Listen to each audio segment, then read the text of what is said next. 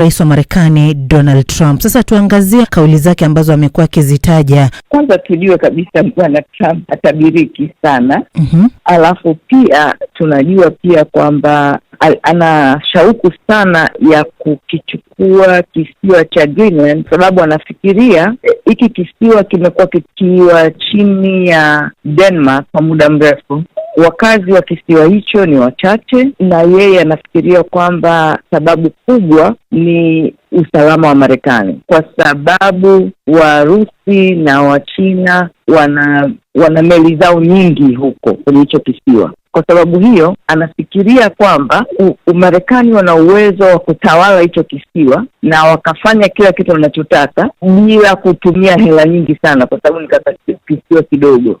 Na sababu nyingine ya kufikiria namna hiyo ni kwa sababu anajua jeshi la Denmark ni dogo sana, halina uwezo mkubwa na uzoefu mkubwa wa masuala ya anga na majini kama Marekani. Sasa hivyo vyote vinamfanya afikirie kwamba anaweza akakichukua hicho kisiwa. Pia tukumbuke kwamba Marekani tayari ina wanajeshi zaidi ya 100 ambao wamewekwa huko wa kudumu kwenye kituo cha anga cha Pitofik kaskazini magharibi mwa Greenland. Kwa hiyo tayari kuna wanajeshi kule. Kwa hiyo yeye anafikiria kwamba kwa misingi hiyo basi ana uhalali kabisa wa kufanya hivyo. Haheshimu mipaka ya kitu chochote, anafikiria Marekani inaweza kufanya hivyo, ikavamia na mambo yataendelea. Katika kongamano hili tuliweza kumsikia vile vile akizungumza, akionekana kupunguza makali yake, akisema kwamba hatatumia nguvu kuweza kuchukua kisiwa hicho. Lakini vile vile tuliweza kuona jibu kutoka kwa NATO. Wanasemaje? Sasa amepunguza makali kwamba hawezi kutumia nguvu, lakini nguvu anataka kutumia ni ya kiuchumi, kwamba akitoza nchi ambazo zimezunguka hicho kisiwa, ikiwa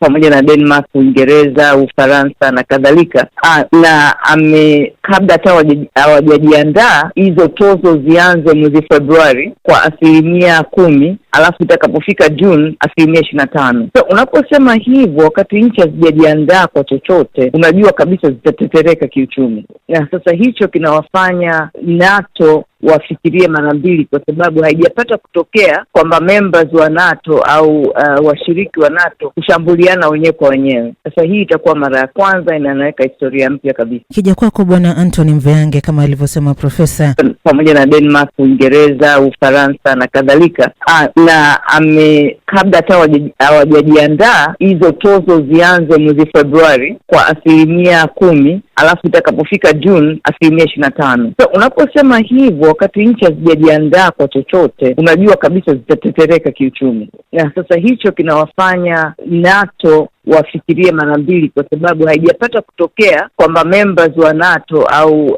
washiriki wa NATO kushambuliana wenyewe kwa wenyewe. Sasa hii itakuwa mara ya kwanza, inaweka historia mpya kabisa. Kija kwako Bwana Anthony Mveange, kama alivyosema profesa, hasa kuhusiana na masala ya ushuru, maamuzi ya kongamano hili vile vile yameweza kuathiri vipi hali ya kiuchumi duniani, ikiwa kwamba kumeweza kuwa na mabadiliko katika soko la hisa vile vile? Kama sijaongezea ambapo profesa amepataja, ni muhimu tukafahamu kwamba mada kuu za kongamano hili ni zipi, na hizo zinagusa moja kwa moja kwenye nyanja ya kiuchumi, kwenye masuala ya kiuchumi ambayo umeyataja. Kwanza kuna mada kuu 5. La kwanza ni kuhusu ushirikiano wa kiulimwengu, namna gani dunia inaweza kushirikiana na nchi inaweza kushirikiana kwa maana ya ushindani mkubwa unaoongezeka. Namna gani dunia inaweza kufungua vyanzo vipya vya ukuaji wa uchumi kwa dunia nzima, lakini kwa nchi. Tumeona ripoti iliyotoka ya Benki ya Dunia, ripoti iliyotoka ya Shirika la Fedha Duniani inaonyesha makadirio kwamba uchumi wa dunia utaongezeka kwa kiasi fulani kwa mwaka huu kwa 3.3. Lakini pia ni namna gani tunaweza kuwekeza kwenye rasilimali watu. Hii ni mada kuu muhimu sana kwenye huu mkutano. Na mada kuu 2 za mwisho ni ubunifu, nafasi ya teknolojia katika kuchachua na kuweka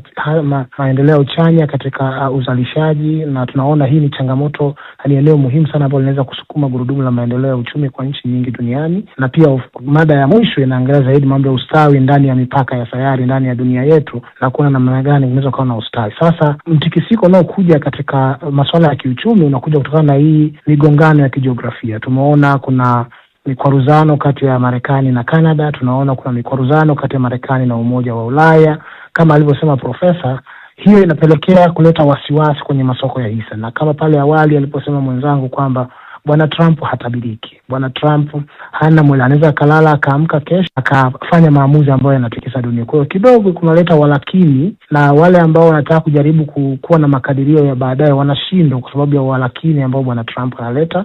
Na hiyo inaweza ikawa na athari kwenye chumi nyingi duniani. Tumeona athari katika masoko ya fedha, athari katika masoko ya mitaji, na vile vile wakati mwingine hata kwenye nchi zinazoendelea ambako zinategemea sana mirindimo inayoendelea katika soko la dunia. Kisalia kwako Bwana Mveyange, sasa nafasi ya Afrika katika haya yote ni ipi? Afrika ina nafasi nyingi. Hatuwezi kuzungumza uchumi mpana wa dunia bila kuhitaji Afrika. Sasa hivi ukiangalia magumzo mengi ya dunia yanaangalia Afrika, kwa maana malighafi zile ambazo zinahitajika kwa uzalishaji kwenye nchi zinazoendelea zinatoka Afrika.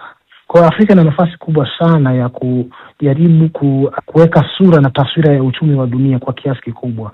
Utegemezi wa nchi za magharibi kwa bara la Afrika bado ni mkubwa kwa maana ya malighafi zinazohitajika viwandani, lakini pia kwa soko ambalo linahitajika kwa ajili ya kuuza bidhaa. Sasa hivi kama nilivyosema, kuna haya mambo ya teknolojia, mambo ya akili mnembo ambayo yameshika hatamu katika mazungumzo mengi barani Afrika kama njia mbadala za kuleta maendeleo na kujiletea maendeleo binafsi kwa nchi za Kiafrika. Kwa hiyo nadhani kwamba katika haya mazungumzo yote Afrika ina nafasi, na changamoto ambayo labda ninaiona ni kwa kiasi gani nchi za Kiafrika ziko tayari kushika hizi nafasi au wasaa wanaoupata sasa hivi kutokana na haya mazungumzo. Wakati umefika wa bara la Afrika kuanza kuwekeza kwa watu wake. Wakati umefika wa bara la Afrika kuanza kuwekeza katika masuala ya tafiti ili kuwa na kupata nafasi na kuto kupitwa na gurudumu la mabadiliko ya kiteknolojia yanayotokea duniani sasa hivi. Afrika ina kila kitu. Afrika ina watu, Afrika ina malighafi, Afrika ina vijana ambao wana nguvu.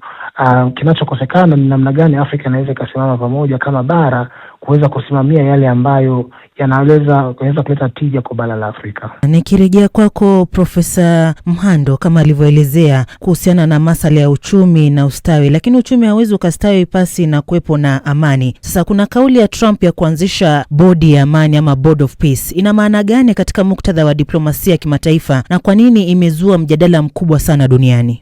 Kubaliana kabisa na mwenzangu kama alivyozungumza kwamba tunapozungumzia uchumi bila kuzungumzia sheria za kimataifa au yanayojiri katika kimataifa, kwa kweli tunakuwa tunaangalia kama turufu kwa upande mmoja, sio upande wa pili. Kwa hiyo nafikiri yeye anachoangalia ni maslahi yake tu. Kwa hiyo hata kikianzishwa kitu gani, pamoja na kwamba jina lenyewe linazungumzia kama amani ya kiuchumi duniani, kama vile ni inclusive au kitu ambacho kinawaunganisha mataifa mengi. Lakini ukichunguza kwa makini utaona kwamba sheria za kimataifa katika hiyo mpango wake hazijaangaliwa kiufasaha. Unaona kwamba kila kitu kinaelekea kuinufaisha Marekani. Kwa hiyo sera yake ya MAGA, Make America Great Again. Lakini kama alivyozungumza mwenzangu kwamba Afrika tuna kila kitu sasa hivi cha kujitosheleza, kwa sababu tunajitosheleza na tunajaribu kujitosheleza